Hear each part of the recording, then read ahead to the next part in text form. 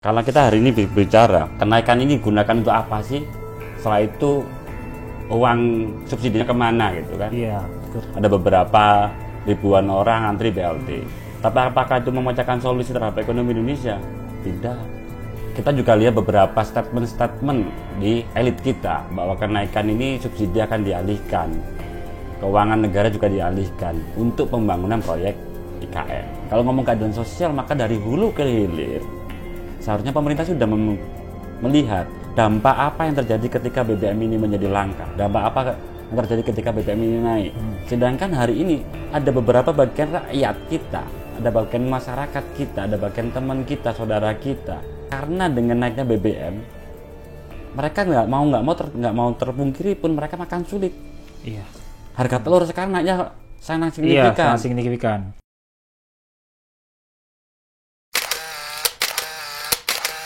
Assalamualaikum warahmatullahi wabarakatuh. Waalaikumsalam warahmatullahi wabarakatuh. Salam sejahtera dan salam kebajikan untuk kita semua.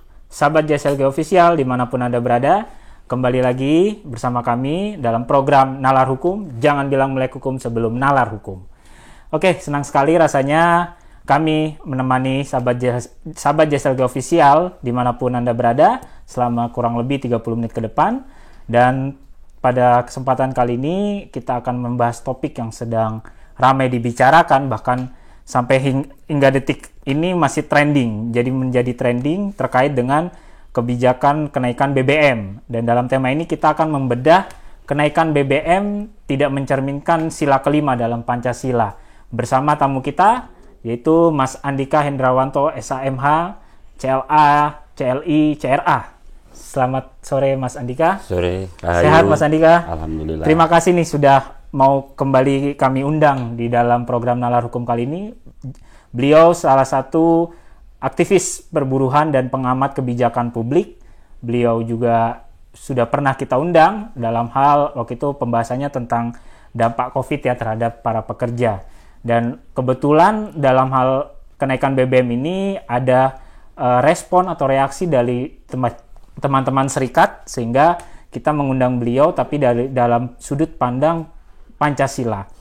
Dan sahabat JSLG Official, sebelum kita mulai nalar hukum kita kali ini, saya mengingatkan jangan lupa like, subscribe, dan komen mengenai pembahasan kita pada kesempatan kali ini. Oke, Mas Andika, mungkin dalam pembahasan ini ada beberapa hal yang akan kita bahas, tentunya terkait dengan BBM naik, rakyat tercekik, kemudian apakah kenaikan BBM ini tidak menabrak atau melanggar esensi yang ada dalam Pancasila, khusus sila kelima ya. Dan apakah dampak yang lebih besar sebenarnya terhadap kenaikan BBM ini. Langsung saja Mas Andika, menurut Mas Andika, kenaikan BBM ini kesejahteraan rakyat ini terancam tercekik nih. Bagaimana Mas Andika memandang hal ini? Sesuai dengan topik ya. Iya. Jadi kalau kita ngomong apakah karena BBM ini sesuai dengan sila kelima, keadilan sosial bagi seluruh rakyat Indonesia. Fakta hari ini, kalaupun naik BBM, memang hampir semua rezim pernah menaikkan BBM. Ya, kita sepakati dulu ya. Oke. Dan dalam rezim ini, kenaikan BBM lebih dari 5 kali. Sudah 5 kali ini? Lebih dari 5 kali. Kita sepakati itu juga. Tapi yang menjadi kendala adalah, satu, setelah pekerja, setelah masyarakat, pengusaha, semua sektor lah, telah mereka merangkak bertatih-tatih karena COVID yang bertahun-tahun. Hari ini mulai survive nih. Kita lihat berapa minggu sebelum kenaikan BBM atau berapa bulan kemarin, sektor pariwisata mulai sudah menggeliat.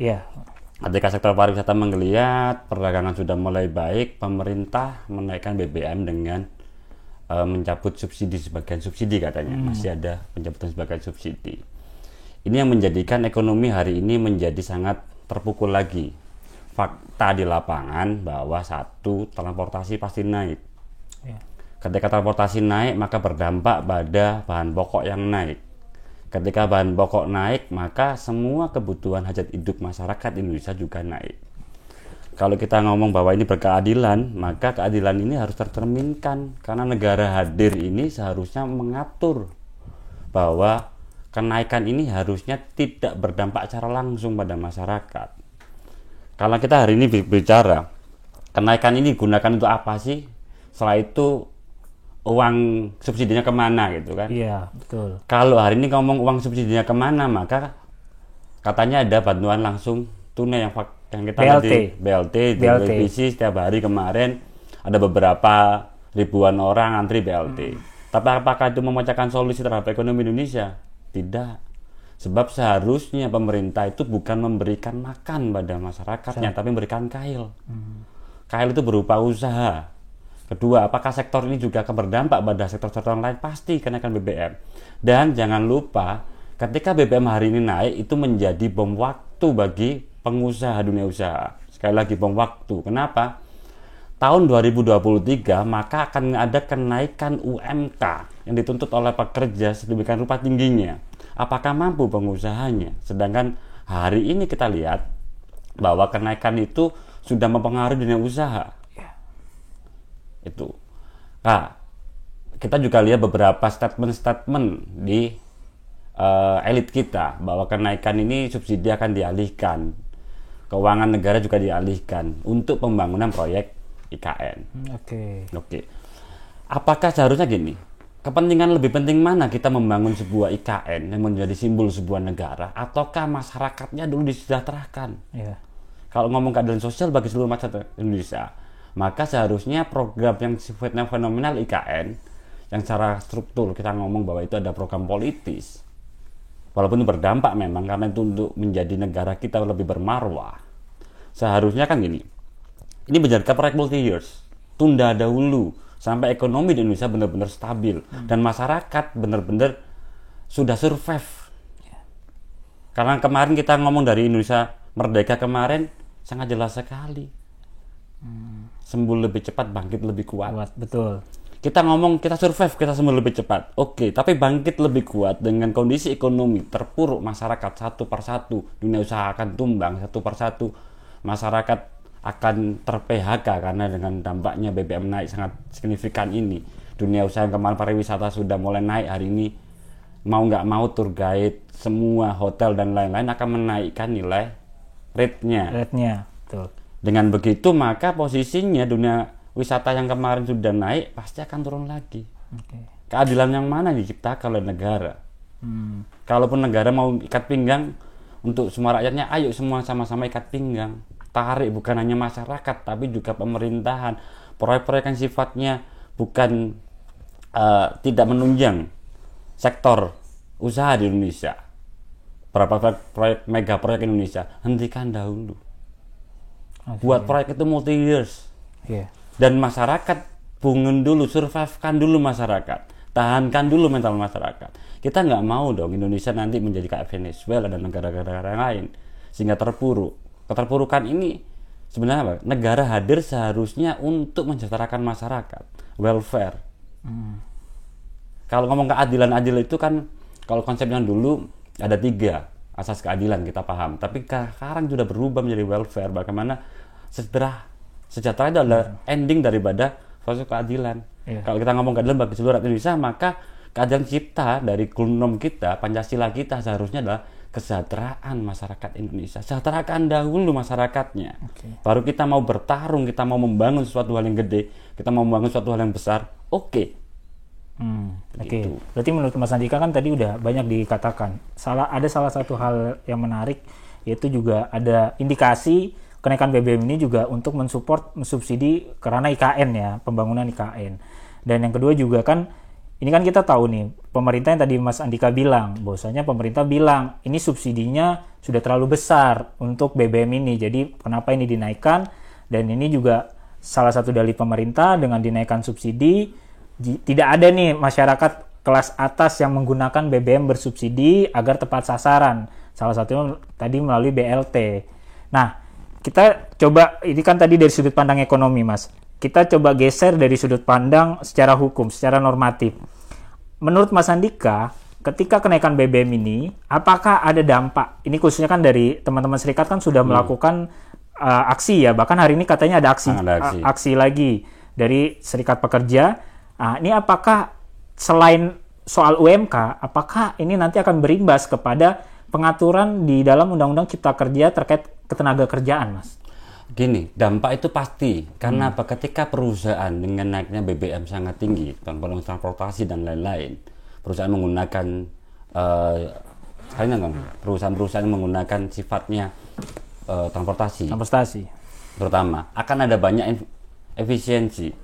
Cipta Kerja mengatur bahwa perusahaan itu boleh mem-PHK pekerjanya ketika akan merugi.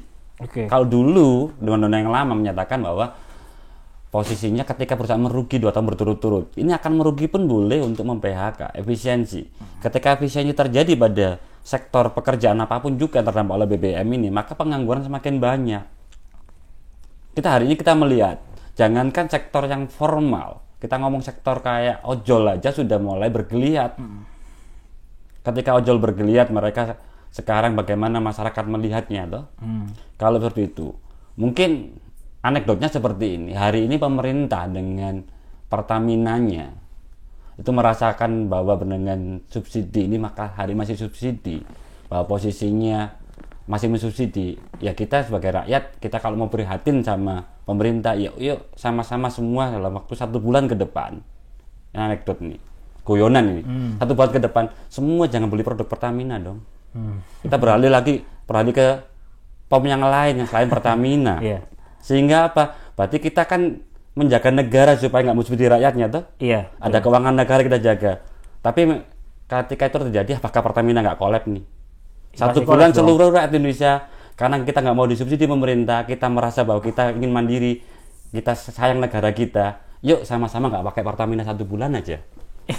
Ya, tapi kan itu kan balik lagi Mas, kayak kemarin lah, kita contoh kasus lah, ada salah satu SPBU bukan milik swasta, dalam arti milik swasta, harganya murah, tiba-tiba berapa hari kemudian hilang, naik sekarang, dan harganya sekarang di atas harga terendah nih, harga Pertalite ya, harga terendah kita kan Pertalite, ternyata udah di atas itu. Nah ini kan berarti kan ada pressure ataupun ada semacam ya intimidasi lah dari pemerintah untuk jangan sampai ini mengalahkan dari harga Pertamina. Pertanyaannya sekarang gini Mas, daya beli rendah, kita daya beli sekarang BBM naik, otomatis berdampak daya beli. Pasti.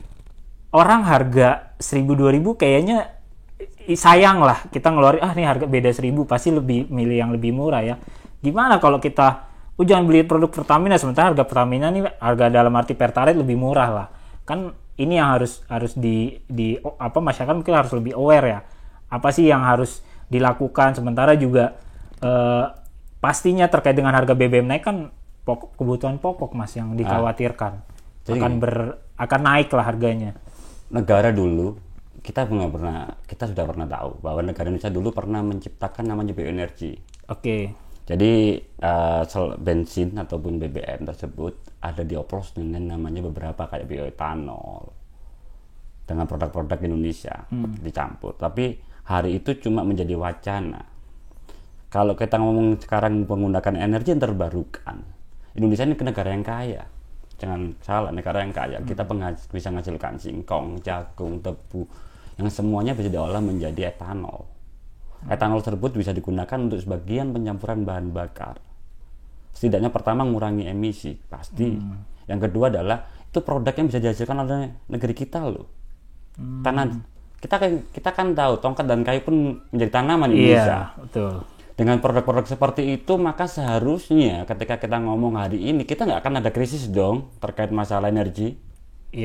Karena kan bisa dong beralihan ke energi yang terbarukan. Kalau kita ngomong dulu ada bioetanol, ada beberapa yang sudah pernah dikembangkan, kenapa itu nggak didorong? Ada apa gitu kan? Yang hanya sekarang ada cuma ada biodiesel. Betul. Biodiesel yang ada. Seharusnya kayak Pertalite, Pertamax itu kan bisa juga menjadi bioenergi di sana. Potensi kita sangat besar ya. Sangat besar sekali. Indonesia negara agraris. Kita mau nanam apapun jadi di Indonesia. Kita negara yang subur. Kalau seperti itu seharusnya kan harusnya negara ini memikirkan bagaimana cara mengganti energi yang ada. Sehingga rakyat ini bukan disengsarakan. Indonesia harusnya begitu. Jadi secara umum gini ya Mas ya, konsep yang katakan Mas Andika tuh, dengan kita membangun energi baru itu kan secara nggak langsung akan membangun ekosistem ya, sampai ke tatanan masyarakat. Sehingga kita mengurangi penggunaan subsidi BBM lah, BBM secara umum, dan juga mengurangi impor dong, otomatis impor minyak. Jadi kita kalau misalkan sudah menghasilkan energi sendiri, nggak perlu repot-repot lagi kan impor minyak gitu ya, secara umum gitu ya. Iya, pasti kan pengurangan minyak itu berkurang. Tapi gini, Mas Fikri harus paham juga, Indonesia juga sebenarnya punya ladang-ladang minyak besar. Tapi kita menjadi aneh ketika kita punya ladang besar, minyak besar. Kita punya tambang emas, punya macam-macam. Tapi faktanya kita itu hanya sebagai tambang doang. Yang dikelola, diambil oleh orang luar. Setelah itu barang tersebut, bahan mentah dikirim ke luar negeri, kita beli jadinya. Yang produk itu dari Indonesia. Iya. Kan menjadi aneh. Kita punya biji nikel, kita punya biji besi, kita punya minyak. Tapi faktanya hal-hal tersebut semuanya dilempar ke luar negeri. Kita beli bahan, kita lempar bahan baku, terus kita beli hari ini adalah bahan jadi. Kenapa dari dulu kita nggak berpikir bahwa kita bisa mengelola sendiri? Kita lebih dari 70 tahun merdeka, tapi kita nggak punya pengelolaan. Kita hanya kirim barang mentah. Oke. Ini berarti jadi salah satu PR tata kelola ya. Ini kan terkait tata kelola dong Mas, berarti Mas. Bukan hanya tata kelola kalau ngomong ini, keadilan sosial bagi seluruh rakyat Indonesia. Keadilan itu kan harus merata. Merata itu bukan berarti sama rata. Ketika ngomong bukan sama rata ya. Karena pasti ada pekerja, ada pengusaha, kan nggak mungkin nilai penghasilannya sama. Kalau ngomong keadilan sosial, maka dari hulu ke hilir seharusnya pemerintah sudah melihat dampak apa yang terjadi ketika BBM ini menjadi langka, dampak apa yang terjadi ketika BBM ini naik. Karena hulu ke hilir, bukan hanya masyarakat miskin yang merasakan, menengah ke atas juga. Semua merasakan. Dunia usaha merasakan. Dunia usaha siapa yang merasakan? Pengusaha juga merasakan. Jadi kalau ngomong dari hulu ke hilir, maka pemerintah ngomong dengan keadilan sosial bagi seluruh Indonesia, maka seharusnya keadilan itu menjadi hal yang sifatnya bukannya dinikmati lapisan bawah, lapisan tengah dan lapisan atas, semua harus menikmati. Itu namanya keadilan. Dengan porsi masing-masing. Dan tidak mungkin lah bisa kita sama rasa sama rata.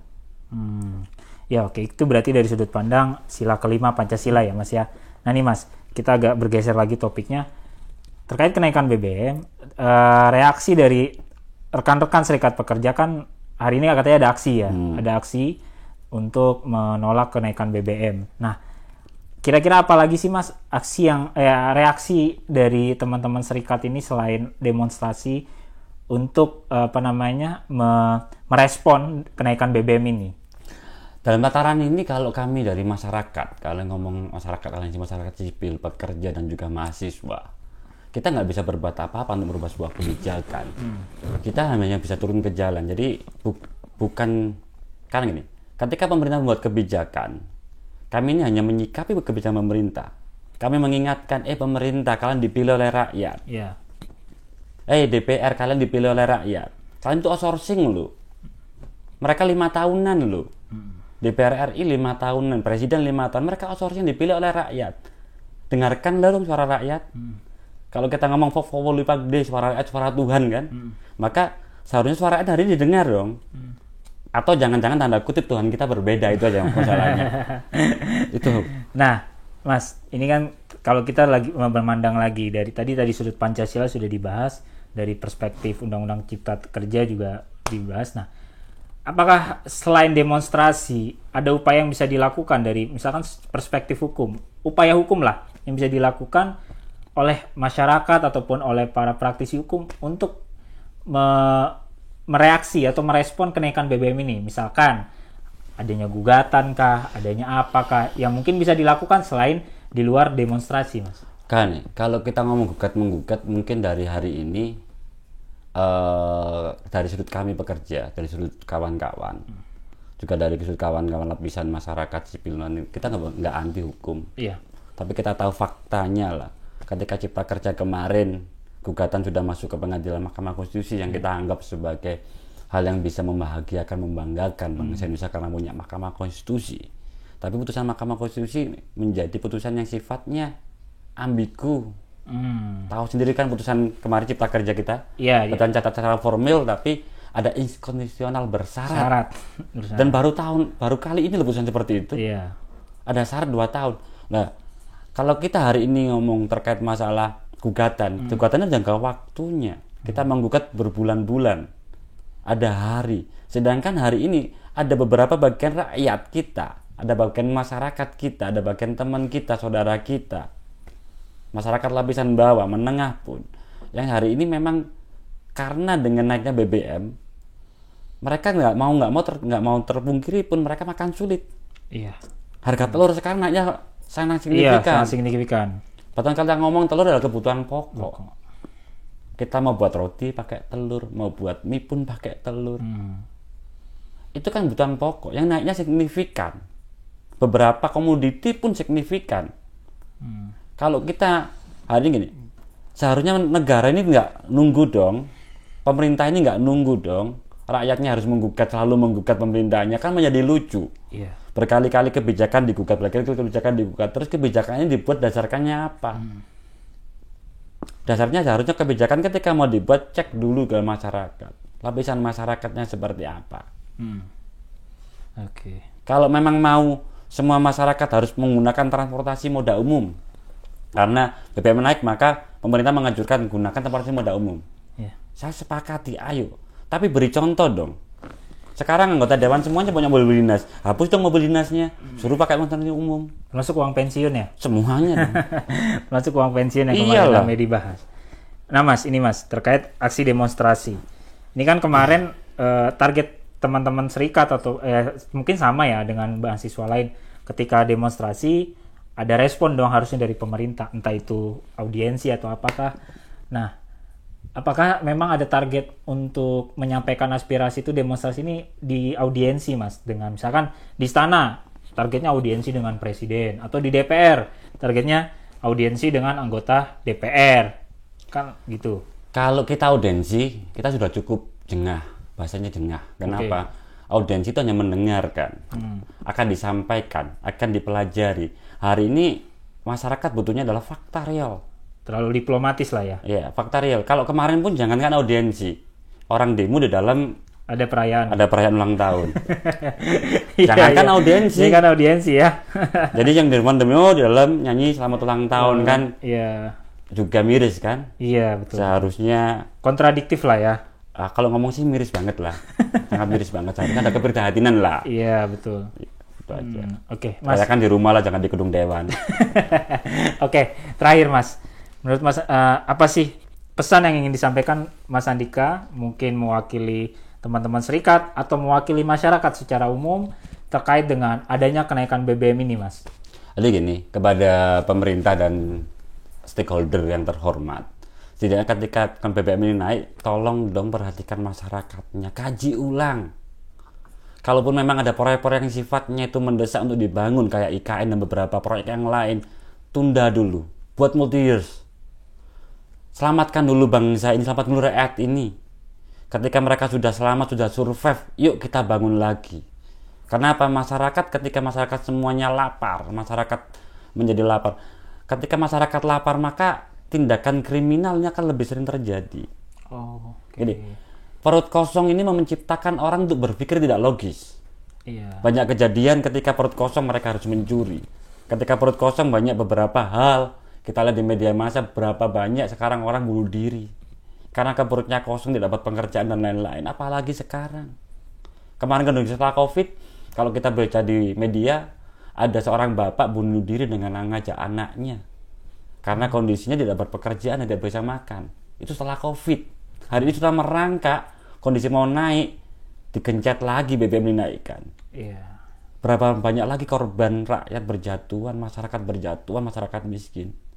Ketika mereka melakukan aksi-aksi seperti itu, siapa yang salah? Maka mau nggak mau pemimpin yang salah. Bukan, jadi gini, ketika rakyat melakukan sebuah kesalahan, ketika baru melakukan kesalahan, maka mau nggak mau seorang pemimpin harus dengan gentle menyatakan kesalahan tersebut karena kebijakan pemimpin yang tidak bijak. Jadi bijaklah dalam menyikapi, bijaklah dalam melihat, bijaklah dalam mendengar. Kalau tadi sekali lagi ngomong, Vox populi vox Dei, suara rakyat suara Tuhan. Ketika rakyat sudah bersuara, itu suara Tuhan. Jangan sampai Tuhan nanti sendiri yang datang untuk ngorok kupingnya, untuk mencongkel matanya, untuk memotong lidahnya karena sudah tidak mendengar lagi suara rakyatnya. Itu aja. Oke. Oke, sahabat JSLG Official, tadi kita sudah banyak membicarakan tentang kenaikan BBM ini dengan Mas Andika. Banyak sekali lah poin-poin yang kita dapatkan, khususnya terkait dengan ini tidak mencerminkan sila kelima, keadilan sosial bagi seluruh rakyat Indonesia. Dan tentunya ini akan berimbas ke banyak sektor ya, khususnya kenaikan pangan atau kebutuhan pokok ini akan diikuti dengan adanya kenaikan BBM. Dan ini luar biasa pembahasan kita pada sore kali ini. Mungkin kita akan mengingatkan bagi sahabat JSLG Official yang ingin komentar silakan ya. Mau pro atau kontra, kita sangat terbuka terhadap pembahasan kita tadi, atau ada yang pro dengan pemerintah silakan saja gitu kan, kita tidak melarang. Dan demikian sahabat JSLG Official pembahasan kita kali ini. Terima kasih banyak Mas Andika. Sama-sama. Atas kesempatan dan waktunya yang sudah meluangkan waktu jauh-jauh loh sahabat JSLG dari Jawa Timur Mas ya. Jawa Timur. Ke sini dan tentunya untuk menyuarakan aspirasi juga di terhadap kenaikan BBM ini. Dan kita harus apresiasi lah kepada Mas Andika. Dan untuk sahabat JSLG Official sekalian juga silahkan bagi yang ingin komentar, dan jangan lupa like, subscribe untuk nalar hukum kita pada kali ini. Dan jangan lupa sahabat JSLG Official, saya sebagai host pamit undur diri. Jangan bilang melek hukum sebelum nalar hukum. Assalamualaikum warahmatullahi wabarakatuh. Waalaikumsalam warahmatullahi wabarakatuh.